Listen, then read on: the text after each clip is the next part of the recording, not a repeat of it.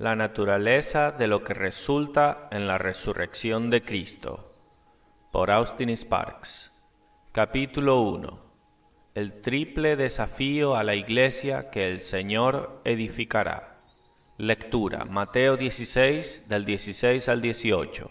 Respondiendo Simón Pedro, dijo: Tú eres el Cristo, el Hijo del Dios viviente.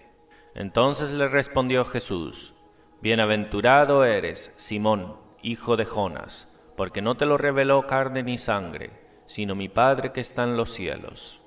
Y yo también te digo que tú eres Pedro, y sobre esta roca edificaré mi iglesia, y las puertas del Hades no prevalecerán contra ella. Estamos ocupados con la naturaleza de lo que resulta en la resurrección del Señor Jesús. El objeto es lo que Él ha llamado mi iglesia. No estamos muy preocupados ahora con la contemplación del objeto, la iglesia, como con un examen de su naturaleza esencial, sus factores espirituales sobre los cuales y por los cuales es constituida, y el mismo título contiene la cosa básica y central de nuestra consideración, lo que resulta con la resurrección del Señor Jesús. Ahora, mirando a este pasaje otra vez, solo por un momento, recordemos sus elementos familiares, pero hagámoslo solo para ser capaz de seguir a algo más completo. Tú eres el Cristo, el Hijo del Dios viviente. Esta es la declaración hecha, y el Señor Jesús dice de esa declaración que era el resultado de una revelación del Padre a quien la hizo. Él tomó esa declaración y declaró que sobre esa verdad revelada del cielo, esa verdad conocida en el cielo, edificaría su iglesia. Y después, casi inmediatamente, viene un triple desafío a tanto la declaración como a la iglesia que el Señor declara que edificará. Primero, el desafío de la cruz. El primer desafío es el desafío de la cruz. Observa.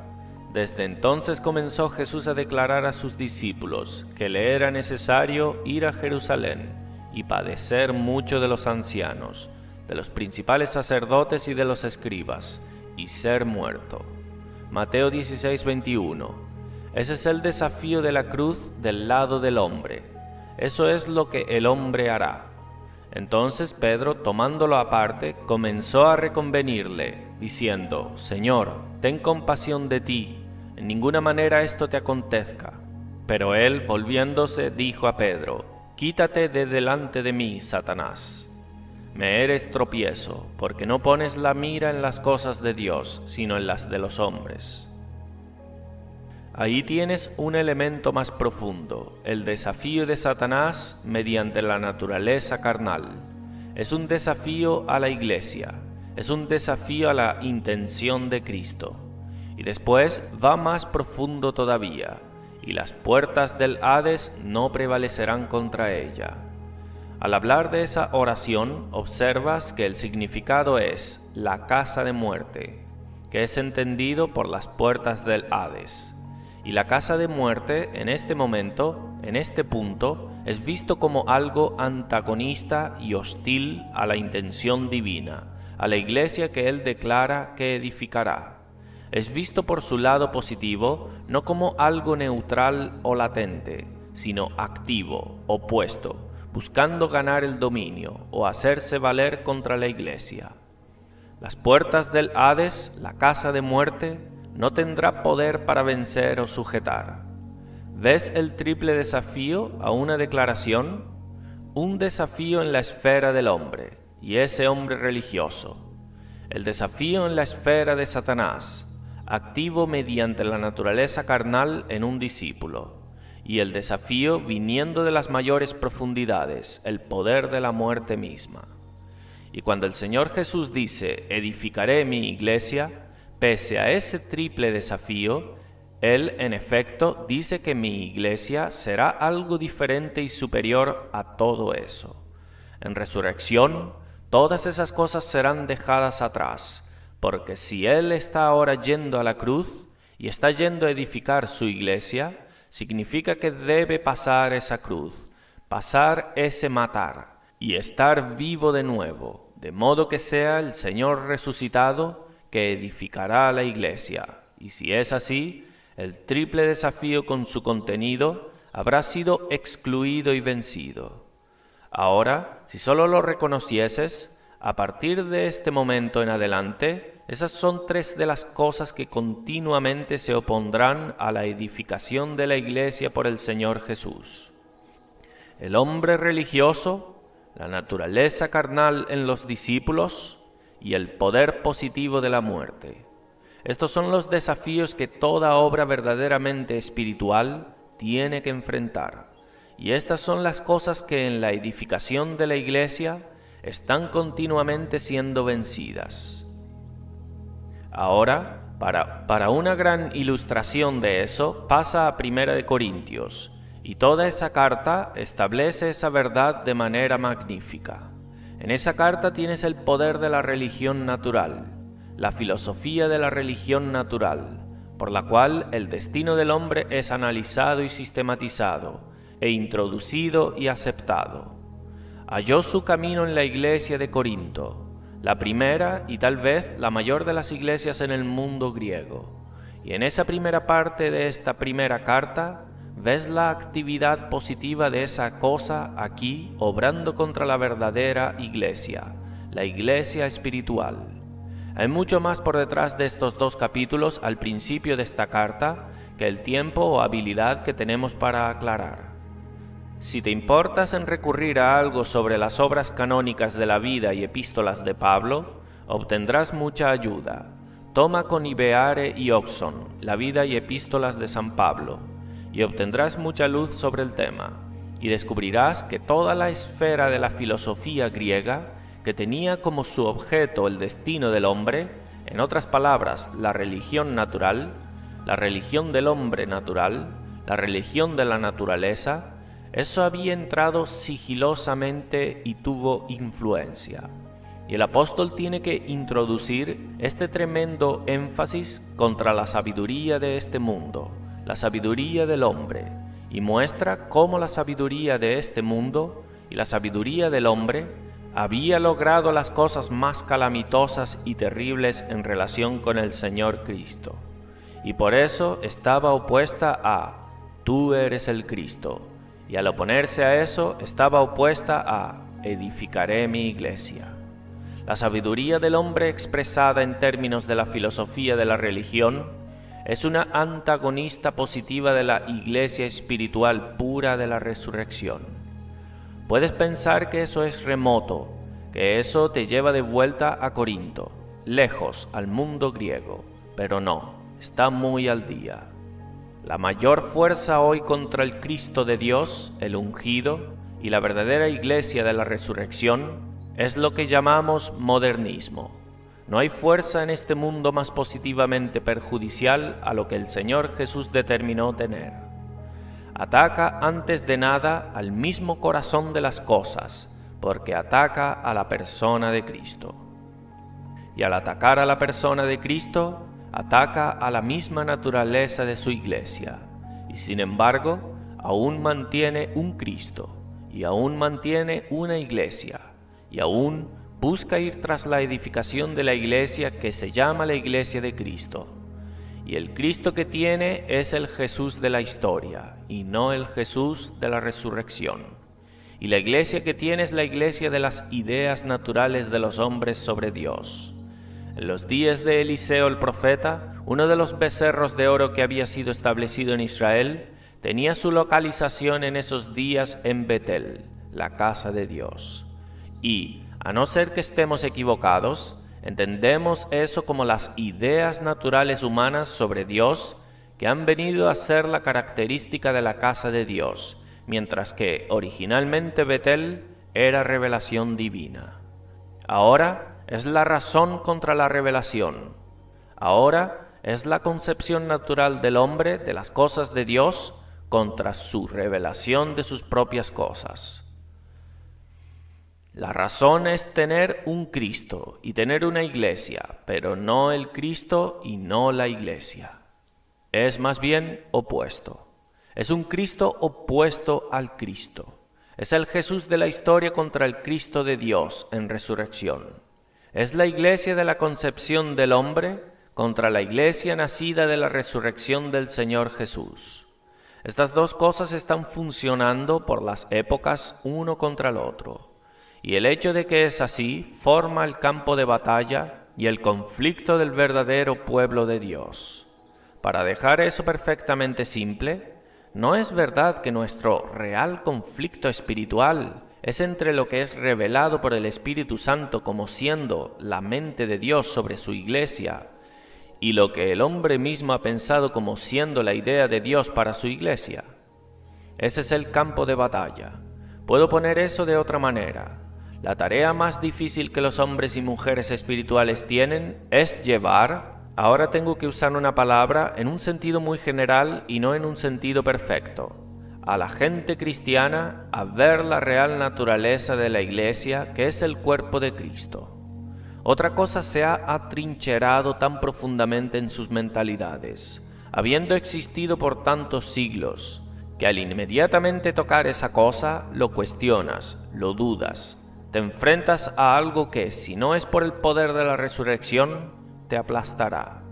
Lo que he dicho es esto, que el sistema entero establecido, fabricado por el hombre, de la iglesia, tan extendido, tan profundamente arraigado, tan firmemente fundado, tan universalmente aceptado, es una cosa que tocas bajo tu propio riesgo. Y hallarás que es ahí que enfrentas uno de tus principales antagonismos. Permíteme ponerlo de esta manera. Te posicionas con cada pedazo de tu ser por la verdadera iglesia, el cuerpo de Cristo, como una cosa celestial y no una cosa terrenal, como una cosa espiritual y no como una cosa del hombre. Y busca tener esa cosa celestial, espiritual, dada a conocer y expresada entre el pueblo de Dios. E irás en contra de algo que se levantará en contra de ti en el sistema organizado de la iglesia hoy, que, en la medida en que pueda, te quebrará. No quiero decir que saldrá en persecución abierta, sino que estarás consciente de que has despertado algo y que un problema ha sido despertado. Bien, eso es lo que hay aquí. Los escribas y los fariseos, los ancianos representantes de la iglesia como era, el orden aceptado de las cosas, y estaban yendo a condenar a Cristo a la muerte.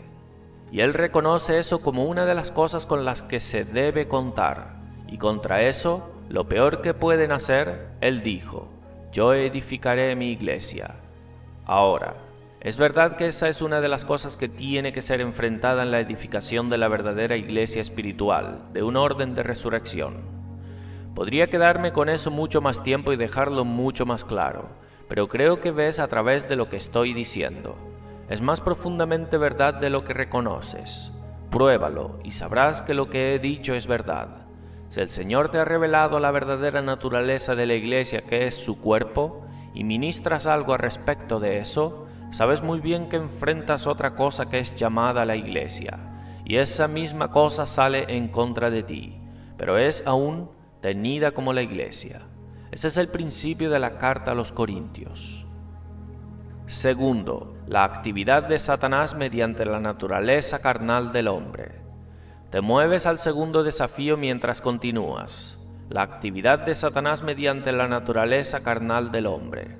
Esto es una cosa terrífica que el Señor Jesús le dice a Simón Pedro: quítate de delante de mí, Satanás, me eres tropiezo. La palabra es scalandon, una piedra de tropiezo en el camino de ese objeto venir a la existencia mediante esa cruz, del otro lado. Y eso tiene que ser dejado atrás. Vienes a la carta a los Corintios y hallas la siguiente cosa que enfrentas, es esa misma naturaleza carnal en los discípulos. ¿Sabes lo que el apóstol dice aquí sobre el hombre natural? Y después continúas a decir: de manera que yo, hermanos, no pude hablaros como a espirituales, sino como a carnales. 1 Corintios 3:1. Y dice: habláis y andáis como hombres, las cosas de los hombres, hombres naturales y carnales. Y las condiciones en Corinto que representa cualquier cosa menos la verdadera naturaleza de la resurrección de la iglesia, resultan de la introducción de los elementos naturales y carnales en la Iglesia mediante estos cristianos. Bien, podemos darnos prisa a nuestra conclusión sin entrar muy plenamente en eso, pues es verdad que la Iglesia que Cristo edifica sobre la base de resurrección nunca puede ser realizada sino solo mientras cada elemento natural y carnal en creyentes sea excluido y dejado atrás. La cruz del Señor Jesús representa eso. La iglesia que Él está edificando es un testimonio al hecho de que, en primer lugar, Él ha triunfado, y gloriosamente triunfado, sobre todo el antagonismo de algo que alega ser de Él y no lo es. Y en siguiente lugar, es el testimonio al hecho de que Él ha triunfado gloriosamente sobre todo el poder de la carnalidad y el hombre natural. Y si estamos siendo edificados en esta iglesia de la resurrección, sabemos muy bien que nuestro progreso espiritual y desarrollo corre paralelo con y en proporción con el apartar de eso que es de la naturaleza y eso que es carnal en nosotros. Tercero, el poder positivo de la casa de muerte. Y después la tercera cosa, el poder positivo de la casa de muerte, las puertas del Hades, la misma muerte. Pasa a 1 Corintios 15 y ahí lo encontrarás. Todo el capítulo con el tema de la resurrección.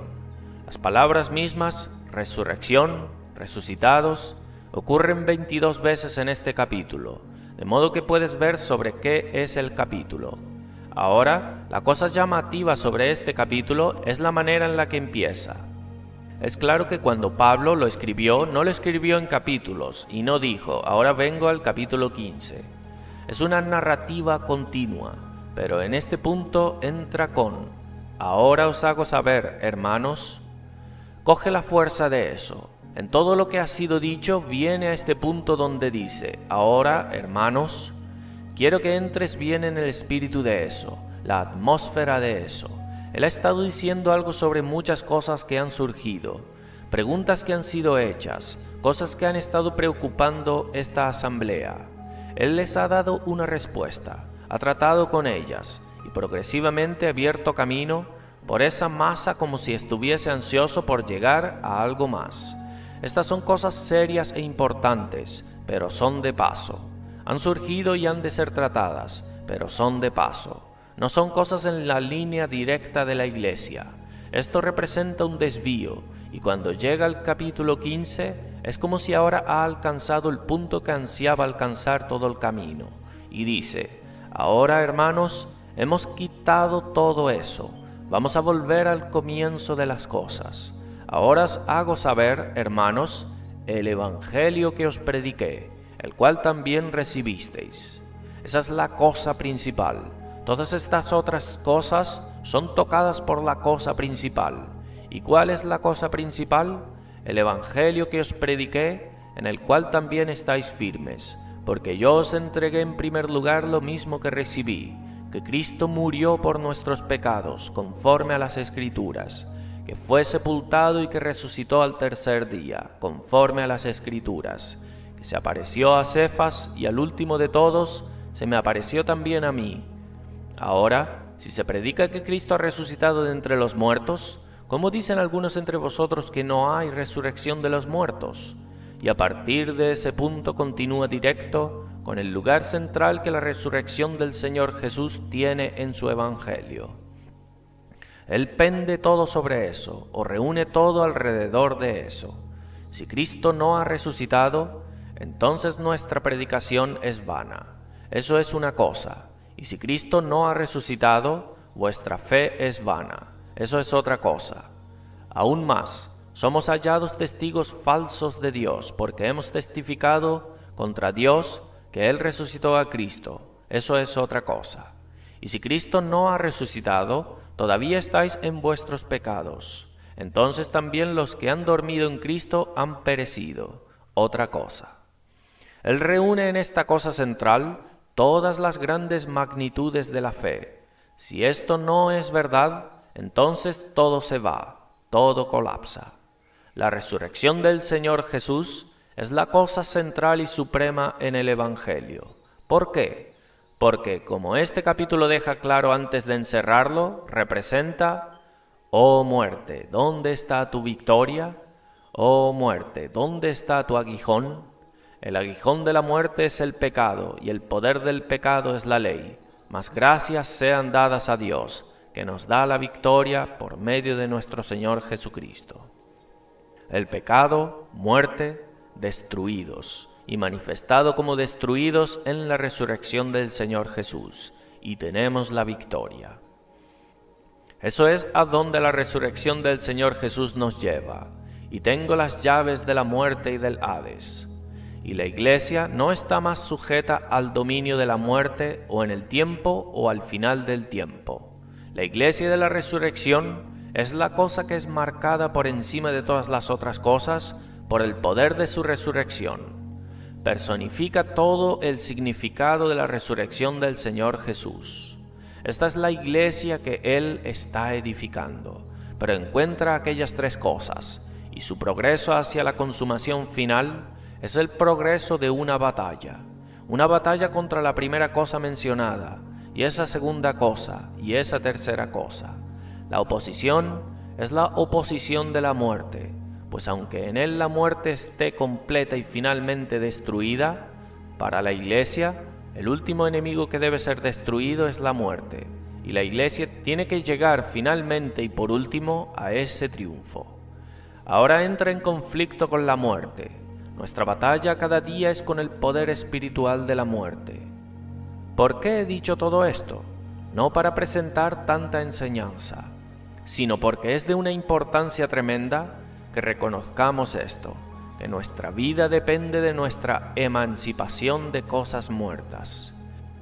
Si es un sistema muerto, que alega ser lo que no es, y niega la realidad espiritual de la verdad, es mejor que estemos fuera de eso por el bien de nuestras mismas vidas.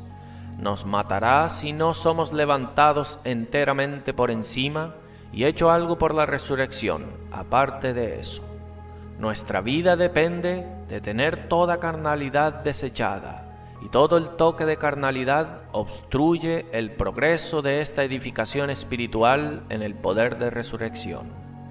Y esto, claro, es un lugar común con nosotros en nuestro conocimiento y experiencia que apenas necesita ser mencionado, que nuestro desarrollo espiritual, progreso, está lleno de conflicto terrífico con el poder de la muerte. Algunos de ustedes saben tal vez más que otros, pero es verdad.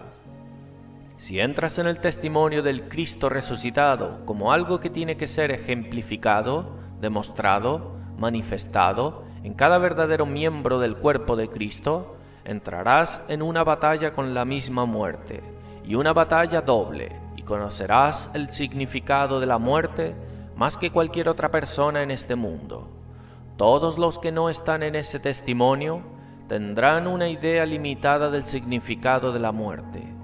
Entra en este testimonio y conocerás las experiencias extraordinarias en la esfera física, las obras de la muerte. Conocerás las experiencias extraordinarias en la esfera mental, la operación de la muerte, y en la esfera espiritual.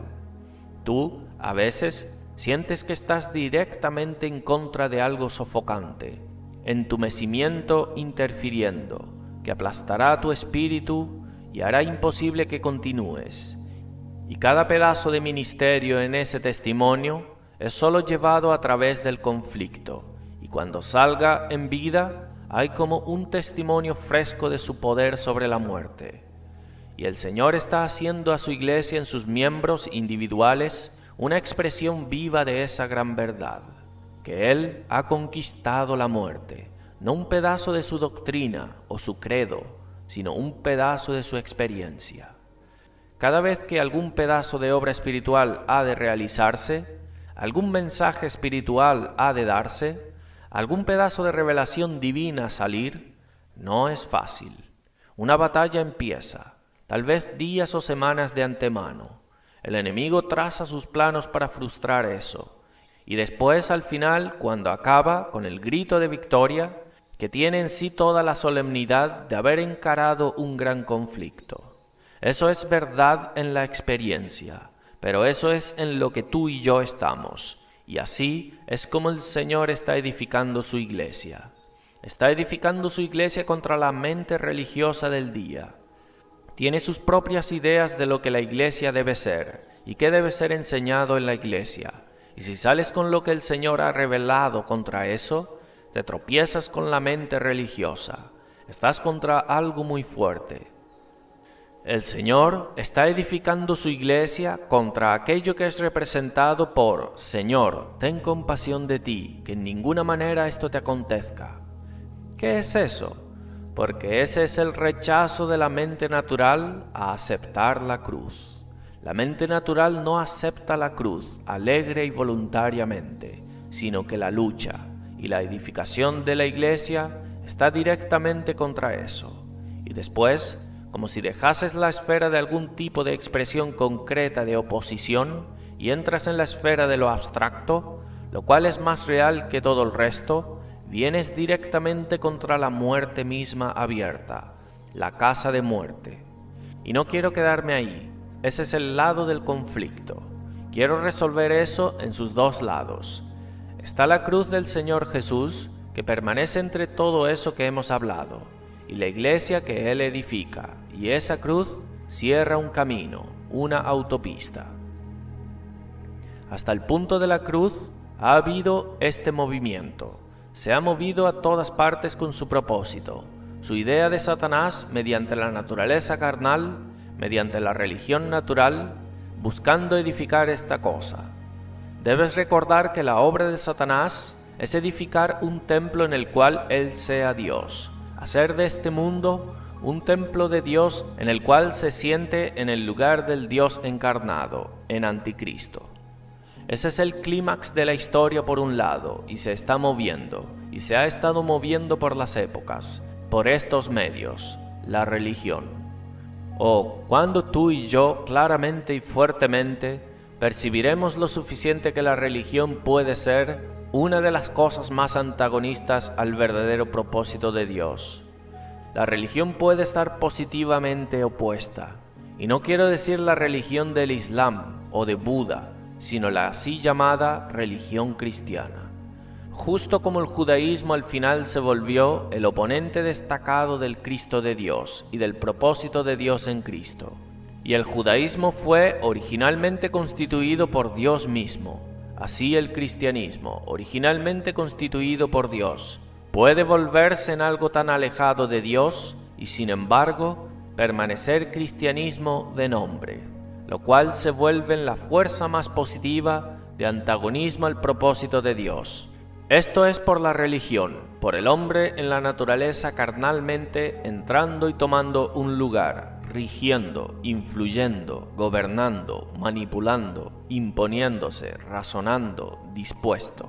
Sí, por todo eso moviéndose para tener el templo falso de Dios, y por la muerte, para conquistar por muerte, realizar eso por el poder de la muerte. Todo eso encuentra un punto muerto en la cruz del Señor Jesús. Es como una gran barrera puesta en el camino que dice, hasta aquí irás y no más. La religión de la naturaleza, incluso la religión cristiana del hombre, no puede pasar la cruz de Cristo. El hombre natural, el hombre carnal, incluso en la actividad cristiana, no puede pasar la cruz de Cristo. Es detenido, y la muerte es también detenida en la cruz del Señor Jesús. Y en esa cruz, donde estas cosas encuentran su detención, encuentran su perdición, y en su muerte las destruye y son desechadas. Esa cruz representa un final. Ustedes que tienen una comprensión mental de la imagen que he dibujado, no deben olvidarse que la cruz es un principio permanente que continúa. Tú y yo podemos ser salvos, y puede haber carnalidad sobre nosotros como hombres y mujeres espirituales, pero eso no pasa la cruz. Mientras el Espíritu Santo tenga su camino con nosotros, más y más exhaustivamente exigirá que estas cosas se vayan donde las puso cuando Cristo murió. Nunca pasaremos esta barrera de la cruz con un poco de esa otra creación. La cruz del Señor Jesús es el no eterno de Dios. A este mundo y al hombre caído por naturaleza, no, nunca ni un poco. El no de Dios. Cuando el Señor Jesús clamó en esa cruz, mi Dios, ¿por qué me has abandonado? Ese era el clamor del desespero de todo lo que pertenece a la naturaleza. Él en ese momento hubo tomado sobre él representativamente toda la naturaleza de la creación en Adán. Y Dios alejó su rostro de él y le dio sus espaldas y dijo, no. Y Cristo dijo, ¿por qué me has abandonado? No fue al Hijo que abandonó como su Hijo, era un representativo de la creación, y al abandonarlo así, abandonó esa vieja orden, y en efecto dijo, no, nunca, no tendré nada de ti, te repudio. Fue un clamor de repudio por parte de Dios, de algo con lo que se había vinculado por su Hijo en una manera representativa. Dios le dijo a él, por así decirlo, no. Finalmente, absolutamente, irrevocablemente, no. Esta cruz lo termina todo. Ese es un lado. Hay una resurrección y mientras la cruz sea una barrera por un lado, es una puerta abierta por el otro lado. Y la resurrección del Señor Jesús es el sí de Dios, su gran, maravilloso, glorioso sí. Dios en su terror, Dios en su inalterabilidad, Dios diciendo con énfasis terrífico, no, tú vienes contra ese no de Dios y no consigues mover eso. Ninguna alegación moverá eso, ningún argumento moverá eso, ninguna oración moverá eso.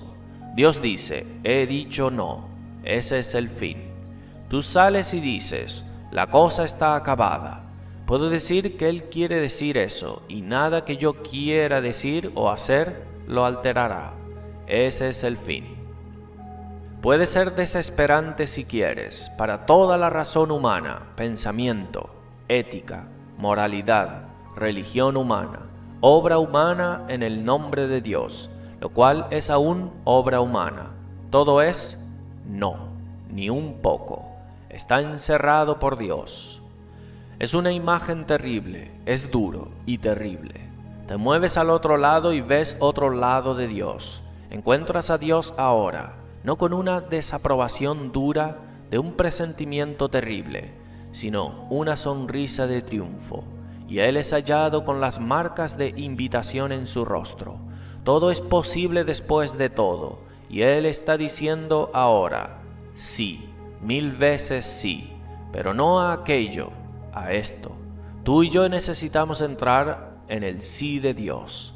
Debemos reconocer que no podemos tener el sí hasta que hayamos tenido el no. Pero es una cosa bendita pasar esa crisis. Nada de lo viejo, no mi mente natural, no mis deseos naturales, no mis actividades naturales, nada de mi vida de la vieja creación ahora, no más yo, sino Cristo. Y Dios dice, sí sobre esa base, todo es posible y hay una salida, vivir en el lado del sí divino. ¿Qué es el libro de los Hechos sino el sí de Dios? Continúa, estoy contigo. Es bueno tener a Dios en una relación como esa. Dios diciendo, sí, continúa. Y ese continuar, esa es la base de resurrección. Es prospecto, es posibilidad. Dirás, sí, pero Señor, yo soy muy débil. No importa, ese no es ningún criterio en absoluto. Acompáñame, lo haremos. Pero estoy vacío, Señor. No importa, vamos a continuar con ello. Dios está en el lado del sí cuando llegamos a ello. La naturaleza sale, pero todas las cosas son posibles en la base de resurrección. Oh, entra en esa base. El Señor nos necesita en esa base. Sería fácil que cualquiera de nosotros aquí dijera, porque no soy constituido como siento que debo serlo, no soy hecho como pienso que debo ser hecho, nunca tuve las cualificaciones naturales para esta cosa a la que el Señor me ha llamado. Tengo esta y aquella desventaja, me es inútil entretener algo. Cualquiera de nosotros podría tomar esa base, pero esa es la base del no de Dios. La base que Dios quiere que tomemos es sí, tengo todo en mi contra, pero eso no es el criterio en absoluto. Aquí hay una posibilidad mediante la fe en el Señor Jesucristo, mediante la fe en el Señor resucitado, que es mayor que todas mis imposibilidades. Aquí hay algo que representaría una entera desventaja, pero puedo hacer todas las cosas por Cristo que me fortalece. Esa es la base de resurrección. Entrar en eso positivamente. Te levantas por la mañana sintiéndote más muerto que vivo y dices, esta es mi enfermedad. Repudio esto y si el Señor tiene algo hoy, entonces puedo estar 9 décimas muerto, pero confío en el Señor y quiero que sea hecho. Esa es la base de resurrección. El Señor te llama para hacer algo y tú dices, mírame, no tengo nada en mí mismo para hacer eso. Nunca he hecho algo como eso en mi vida. Toma esa base. Señor, sabes completamente lo que soy por naturaleza, pero no voy a permitir que eso influya la situación. Voy a confiar en ti, en el asunto de lo que has puesto sobre mí, y por la fe entro en todas las posibilidades de la vida resucitada del Señor Jesús. Muévete a esa base y Dios dice, sí. Y Dios dice, sí. Sé que esto es verdad casi todos los días de mi vida. El poder de su resurrección es una realidad operante, contra algo en la naturaleza que dice, no. Tomando la base de resurrección, Dios entra y dice, sí al más débil, al más vacío, al más impotente. Por la fe te apoderas del Señor resucitado, y Dios dice sí todo el tiempo, para su voluntad. Claro que no debe haber ninguna presunción e intentar usar su vida resucitada para tus propios fines y gloria, pero en la voluntad de Dios, Él dice sí todo el tiempo. Sí, todas las cosas son posibles para los que creen.